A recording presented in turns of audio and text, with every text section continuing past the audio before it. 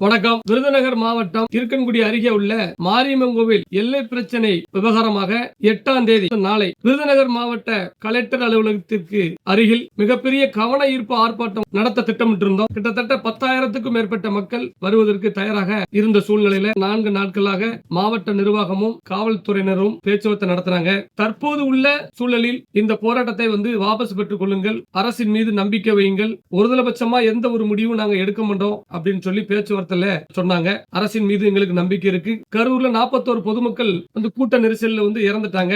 அதுல இருந்து கூட்டங்களுக்கு கடுமையான கட்டுப்பாடுகள் விதிக்கப்பட்டு இருக்கு. தற்போது உள்ள சூழ்நிலையில நீங்க மக்களுடைய நலன் கருதி இந்த போராட்டத்தை வாபஸ் வாங்கணும் அப்படின்னு சொல்லி மாவட்ட கண்காணிப்பாளர் அவர்கள் சொல்லியிருந்தாரு. அதற்கு ஏற்றாற்போல் மாரியம்மன் கோவில் விவகாரம் சம்பந்தமாக தவறான எந்த முடிவும் நீங்க எடுக்க மாட்டீங்க அப்படிங்கிற ஒரு நம்பிக்கையில நாளை நடைபெற இருந்த போராட்டம் தற்காலிகமாக நிறுத்தி வைக்கப்படுகிறது. நம் மக்களின் உணர்வுகளையும் நம் மக்களின் கோரிக்கைகளையும் விரைவில் அரசோட கவனத்திற்கு கொண்டு செல்வதற்காக மாற்று தேதி அறிவிக்கப்படும். பண்டிகை காலங்கள் வருவதனால், தேவர் ஜெயந்தி வருவதனால் தற்போது உள்ள நிலைமைக்கு இந்த போராட்டத்தை நாங்கள் வாபஸ் பெற்றிருக்கோம். இந்த போராட்டத்திற்காக விடுமுறை எடுத்து காத்திருந்த எனது மக்கள் அனைவருக்குமே நான் தலை வணங்குகிறேன். கண்டிப்பான முறையில மாற்று தேதியில் காவல்துறை அனுமதித்த இடத்தில் மாபெரும் கவன ஈர்ப்பு போராட்டம் விரைவில் நடக்கும். அதில் எந்த மாற்று கருத்தும் இல்லை. தயாராக இருந்த அத்தனை மக்களும் எங்களது PMT மக்கள் பாதுகாப்பு இயக்கத்தின் சார்பாக மனமார்ந்த நன்றினை நாங்கள் பதிவு செய்து கொள்கிறோம்.